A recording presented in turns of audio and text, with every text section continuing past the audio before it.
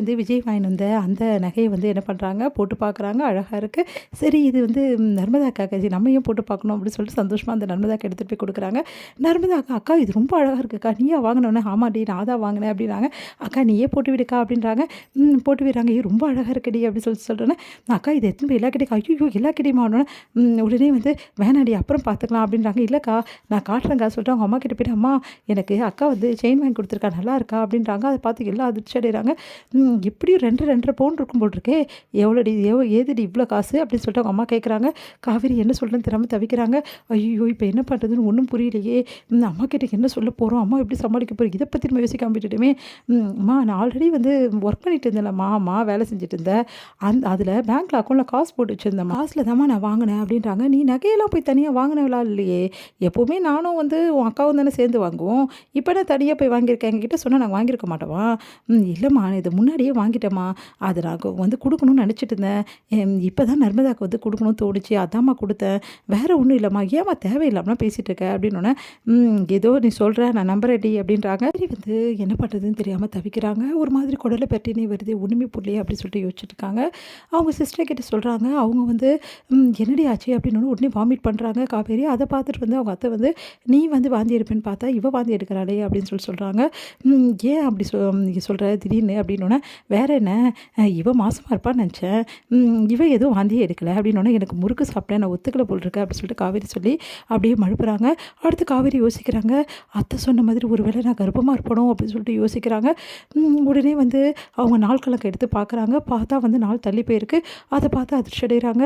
ஐயோ இப்போ என்ன பண்ணுறது, எனக்கு என்னமோ கர்ப்பமாக இருக்குன்னு தோணுது, ஒரே மயக்கமாக வருது, கேராக இருக்குது, இப்போ என்ன பண்ணுறது அப்படின்னு சொல்லிட்டு அவங்க ஃப்ரெண்டுக்கு கால் பண்ணுறாங்க. அவங்க ஃப்ரெண்டு வந்து இந்த மாதிரி கிட்டு வாங்கி செக் பண்ண சொல்கிறாங்க. காவேரி ரொம்ப பயந்து போகிறாங்க. ஒரு வேளை நம்ம கர்ப்பமாக இருந்தால் என்ன ஆகும், ஒன்றுமே புரியலையே, அம்மா நம்மளை மன்னிப்பாங்களா, ஏற்கனவே அம்மா கிட்ட நிறைய பொய் சொல்லி வச்சுருக்கேமே அப்படி சொல்லிட்டு யோசிக்கிறாங்க. கண்டிப்பாக கர்ப்பமாக இருக்க சான்ஸ் இல்லை, ஆனால் இருந்தால் அப்படின்னு சொல்லிட்டு யோசிச்சுட்டு ஒரே குழப்பமடைகிறாங்க. சரி எதுக்கும் செக் பண்ணிடலாம் அப்படின்னு சொல்லிட்டு யோசிக்கிறாங்க. மெடிக்கல் ஷாப் போகிறாங்க. தயங்கி கேட்குறாங்க, இந்த மாதிரி வந்து வேணும் அப்படின்னு சொல்லிட்டு ப்ரெக்னென்சி கிட்டு அவங்க வந்து ப்ரெக்னென்சி கிட்ட அம்மா அப்படின்னு சொல்லிட்டு கொடுக்குறாங்க. அதை மறைச்சி வந்து எடுத்துகிட்டு வராங்க காவேரி. இப்போ மறைச்சி நம்ம இதை எடுக்கணும், இல்லை பெரிய பிரச்சனை ஆகிடும் அப்படின்னு சொல்லிட்டு காவேரி தயங்கி போகிறாங்க. அவங்கள பார்த்துட்டு வந்து என்னடி எங்கே போயிட்டு வந்தேன் அப்படின்னோடனே, இல்லைம்மா எனக்கு குடலை பற்றின்னு வரதில்ல, அதாம்மா வாமிட் வர மாதிரி இருக்குல்ல, அதான் மாத்திரை வாங்கினேன், மாத்திரைலாம் கண்டதெல்லாம் போடக்கூடாதுடி, அதெல்லாம் ஏதாவது பிரச்சனைனா என்ன பண்ணுறது, கசாயம் வச்சு தரேன் அது கூடி சரியாக போயிடும் அப்படின்றாங்க. சரிம்மா அப்படின்னு சொல்லிட்டு காவேரி உள்ளே போகிறாங்க.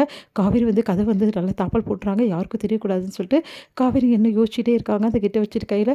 சரின்னு சொல்லிட்டு வந்து அதை எடுக்கலாம் அப்படின்னு சொல்லிட்டு பாத்ரூம் போகிறாங்க. அடுத்து வந்து அந்த கிட்ட வந்து எடுத்து பார்க்குறாங்க. பார்த்தா வந்து அதில் வந்து கரெக்டாக 1 கோடி தான் வருது. காவேரி நிம்மதி அடைகிறாங்க.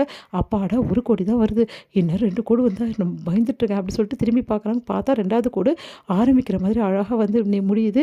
அதை பார்த்தா காவேரிக்கு மயக்கமே வந்துடுது. அப்படியே கிட்ட வச்சுட்டு அப்படியே தலைமையில் கையை வச்சுட்டு அப்படியே உட்காந்துடுறாங்க. ரொம்ப பதறி போகிறாங்க. நான் கர்ப்பமாக இருக்கேனா, நான் அம்மாவாக போகிறேனா அப்படின்னு சொல்லிட்டு காவேரி வந்து ஒன்றும் புரியாமல் ஒரு நிமிஷம் சந்தோஷப்பட்டுறாங்க. அதுக்கப்புறம் யோசிக்கிறாங்க, ஐயோ இந்த விஷயம் அம்மாவுக்கு தெரிஞ்சால் அவ்வளோதான் அப்படின்னு சொல்லிட்டு யோசிச்சு பார்க்குறாங்க. அம்மா கிட்ட வந்து அவங்க சொன்னது, இந்த மாதிரி எனக்கும் வந்து அவருக்கும் எதுவும் நடக்கலாமா, எங்களுக்குள்ளே நாங்கள் ஒரு ஃப்ரெண்ட்ஸாக தான் பழகணும்னு அம்மா கிட்ட சொன்னது, சத்தியம் பண்ணது எல்லாத்தையும் நினச்சி பார்க்குறாங்க. இப்போ நான் என்ன பண்ணுறது, அம்மாவுக்கு தெரிஞ்சால் என்னை வெறுத்துருவாங்களே, நான் இப்போ என்ன பண்ணுவேன் அப்படின்னு சொல்லிட்டு காவேரி தவிக்கிறாங்க.